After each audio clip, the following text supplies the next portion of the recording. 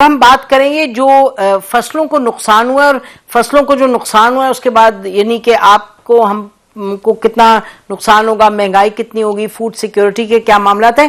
And let me سے دس از to early obviously, ابھی آنے والے دنوں میں کیا اور خدا نخواستہ اور تباہی ہوتی ہے اس کا پھر بعد میں اس پہ بات ہوگی، لیکن اٹ از ٹائم کہ ان چیزوں پر بات کی جائے. ہمارے ساتھ ناظرین خالد کھوکھر صاحب ہیں، پریزیڈنٹ پاکستان کسان اتحاد کے. کھوکھر صاحب بہت شکریہ آپ تشریف لائے. آج ایف اے کی رپورٹ ایک کہہ رہی ہے کہ جی انیشلی ان کا یہ کہ 10 لاکھ ایکڑ جو اراضی ہے وہ پانی کے نیچے، اور کہا جا رہا ہے کہ چاول، کپاس وغیرہ یہ فصلیں جو ہیں بڑی ان کو نقصان پہنچا ہے. تو آپ بتائیے گا کہ آپ لوگوں کا بھی کیا انداز ہے؟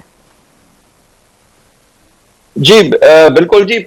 پنجاب جو ہے نا وہ ایک دریاؤں کی دھرتی ہے جہاں پہ دریا بہتے ہیں، اور اس وقت تمام دریا جو بکھرے ہوئے ہیں، اور اونچے درجے کا سیلاب ہے یہاں پہ، اور سیلاب کا پانی جہاں بھی جا رہا ہے وہ فصلیں تباہ و برباد کر رہا ہے.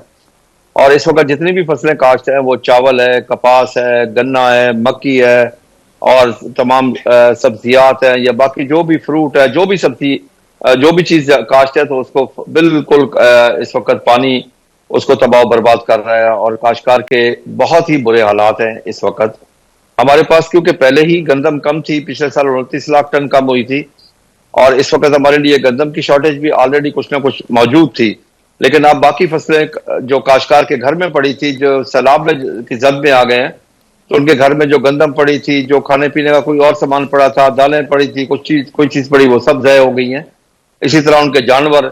پھر دوسرا یہ ہے کہ جانوروں کا جو چارہ کاشت کیا ہوا تھا وہ بھی تباہ و برباد ہو گیا. اب جانور بھی بھوکے مریں گے کاشتکار کے.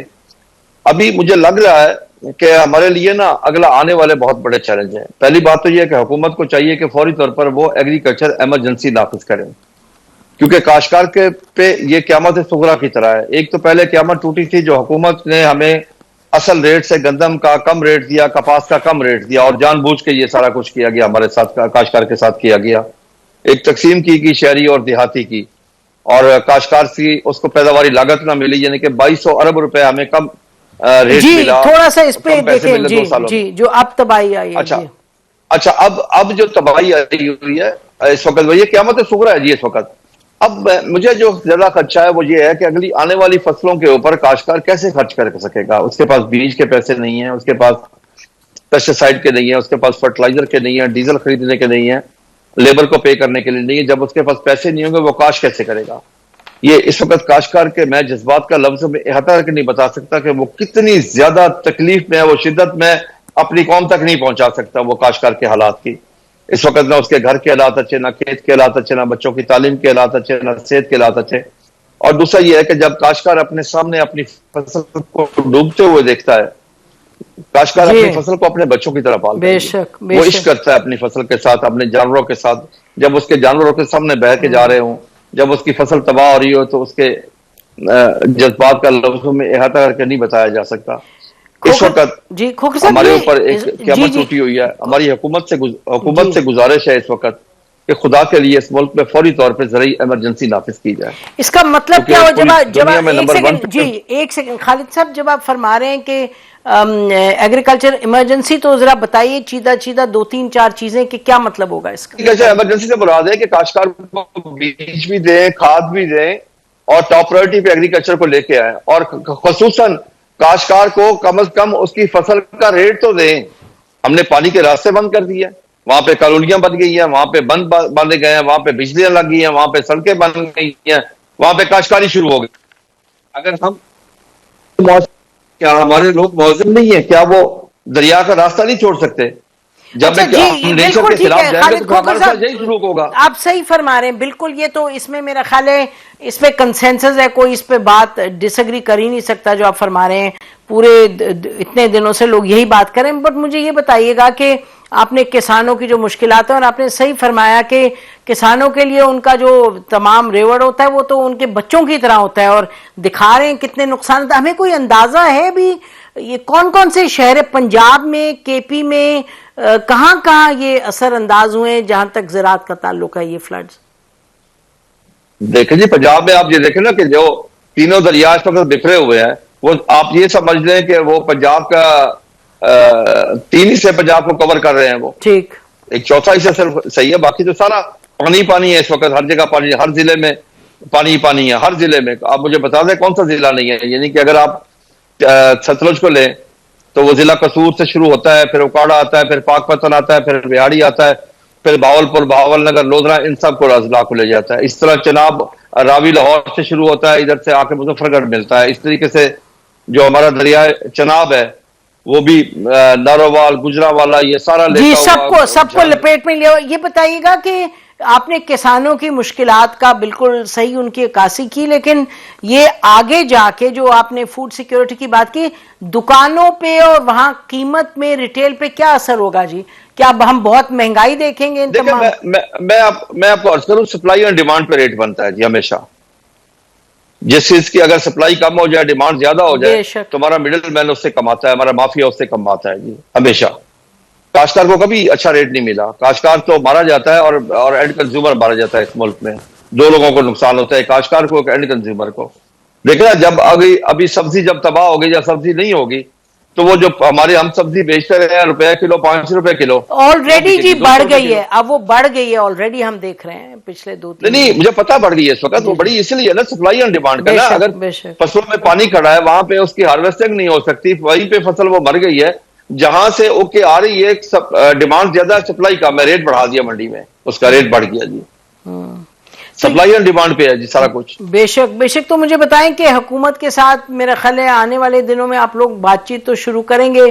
پنجاب کی حکومت ہو, کے پی کی ہو, یہاں کی تو یہ کہہ تو رہے ہیں کہ جی ہم ہر جو ایسپیکٹ ہے فلڈ کا, جہاں جہاں نقصانات ہوئے ہم دیکھیں گے. جی پنجاب حکومت میں سی ایم صاحبہ کاشتکاروں سے مشاورت نہیں کرتی, کیونکہ کاشتکار پاکستانی اور انسان نہیں ہے یہاں پہ. اچھا ٹھیک. تو بہرحال کاشتکار تو, حالانکہ کاشتکار تو نائب خدا ہے, اللہ کا دیا اور رزق کے زمین کا سینہ چیر کے اللہ کی مخلوق تک پہنچاتا ہے. لیکن ہمیں دکھ ہے, تکلیف ہے بہت زیادہ کہ کاشتکار کو اس کی فصل کی صحیح اجرت, صحیح ریٹ نہیں دی گئی. اس کی کاسٹ آف پروڈکشن سے اس کو کم ریٹ ملا ہے.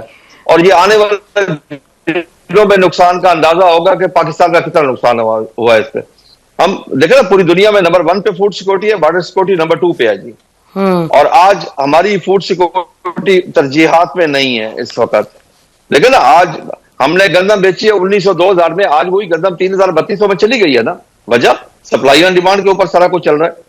ہمیں جان بوجھ کے ریٹ لینے کیا, حکومت نے کنٹرول کیا. حکومت نے کہا جی ہم نے گندم کو ڈی ریگولیٹ کیا ہے, لیکن غلط کیا نہیں کی. ابھی 21 اگست کو حکومت نے ایک مراسلہ جاری کیا ہے تمام ڈی سی کمیشنز کو کہ گندم کے ریٹ کو کنٹرول کرے. بھائی جب ڈی ریگولیٹ کر دیا ہے قانون کے مطابق, پھر مراسلہ کس لیے جاری کیا جا رہا ہے؟ جی میں تھوڑا سا جی خالد کھوکھر صاحب, میں سیلاب کی طرف, جی بالکل ٹھیک ہے, میں سیلاب کی طرف آ رہی تھی کہ تھوڑا سا اگر آپ اس پر فوکس کریں کہ وہاں تباہی جو ہوئی ہے, جو آپ کے معاملات ہیں وہ بالکل جائز ہیں اور ہمیں معلوم ہے یہ تواتر کے ساتھ آپ لوگ ان کو اٹھاتے ہیں, اور جو کنٹرول پرائس ہے اور جو ملنی چاہیے پرائس, اس میں کیا فرق ہے. آپ بالکل ٹھیک کہہ رہے ہیں, لیکن ہم ابھی اس پر کوشش کر رہے تھے کہ فوکس کریں کہ یہ جو فلڈز ہیں انہوں نے تو محترمہ سیلاب کے حوالے